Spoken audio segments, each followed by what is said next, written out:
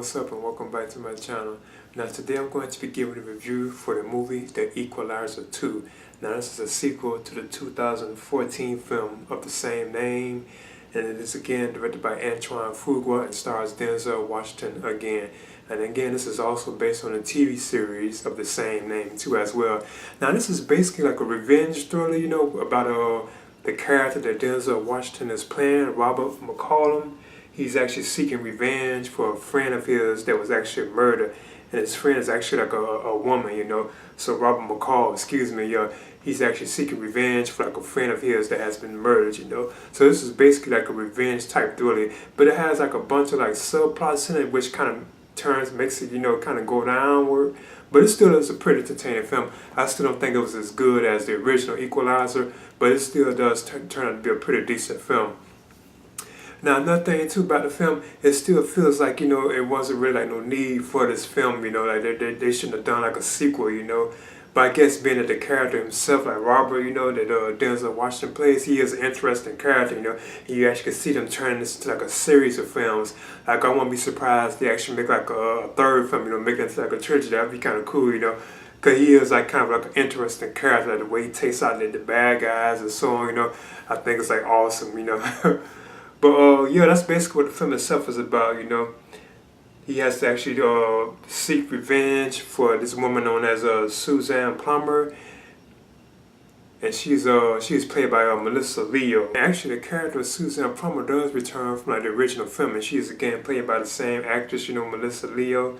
So yeah, that's taken into like spoiler territory, but she actually ends up getting like killed in this film because they're trying to find out who killed this family, like this I think this husband and wife, they're trying to find out who actually had murdered them, and while she's trying to figure out who did that, she actually, a hit is put out on her, and she's like herself murdered, and that's why the character of Robert, that Denzel Washington plays, Robert McCall, he actually has to seek justice for her being like murdered, basically, Now the other like points that are going, subplots that are going on in the film, you have like this young kid known as Miles, and he's played by Ashton Sanders. You have Robert, he actually has to look after the kid, he kind of treats him right, shows him the right way to go in life, not to do like bad things, like I think like drugs, and like dealing with like guns and all that kind of stuff. He kind of tries to steer him in the right direction. He wants him to stay in school and so on, It's almost like he's like a father figure to this young boy known as Miles, So I thought that was kind of an interesting plot point in the film, but it kind of, it wasn't really no need for that to be in the film, but I think that was kind of an interesting thing that they had going on in the film. Plus, another thing too that was kind of cool about it is the character of Robert McCall. He's actually like a Lyft driver. That's what he's doing. He's driving like the Lyft vehicles, and he takes people to their destinations and drop them off and so on. Because the film kind of even actually opens with that. That's kind of what he does. I guess like his job, basically. I guess you could say.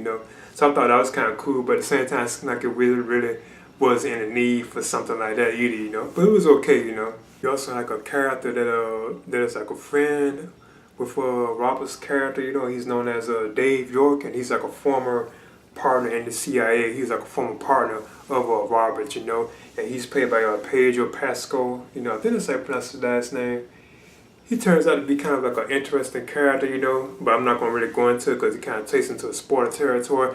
But it is kind of predictable what was going to go on with his character anyway. I can kind of see, as the film went on, you can kind of tell what was going to happen with him, Now another character, that kind of was like, was the character that Bill Pullman played, and he's known as Brian Plummer. And this was actually Suzanne's husband, Now his role was kind of limited, He didn't really it's like I feel like his role was kind of wasted. He didn't really have that much. He had like screen time, but he didn't really speak that much. Like his dialogue, like the script he had, he didn't really say anything. It's like he was just there providing filler for the film itself. And again, his character also returns from like the original Equalizer 2 as well.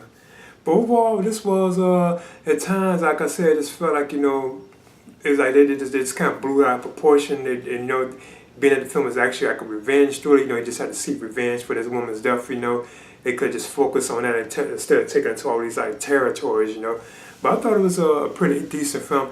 Like I said, it wasn't as good as I think the last, the previous film, the original Equalizer, but it was like still pretty entertaining. You know, I enjoyed it. You know, and I could see them doing another one to this, and I would like to see another one. You know, it'd be cool. 'Cause I think the character is kind of interesting. It would be cool to see us have like a few films with this character.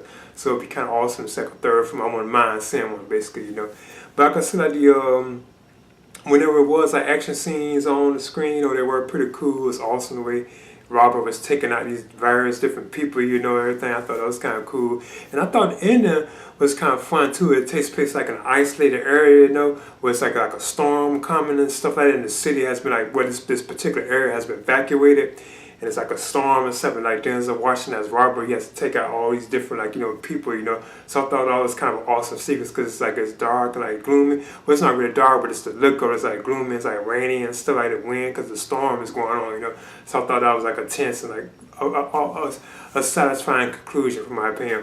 But overall, I thought the direction by Antoine Fuqua, I thought he did a pretty good job on it. I just feel like the first film was actually still better than this one, you know. But it's still a pretty decent film, you know. So I'm giving you the Equalizer 2. I'm giving this a B-, and I would definitely recommend it for like fans of these kind of like thriller films, you know. Or I guess if you were like a fan of the original one, or just the character, the way Denzel Washington is playing him, you know, I would definitely recommend it for that crowd, you know. So I'm giving the Equalizer, I'm giving this a B, the Equalizer 2, I'm giving this a B-. Please leave a comment and subscribe too as well.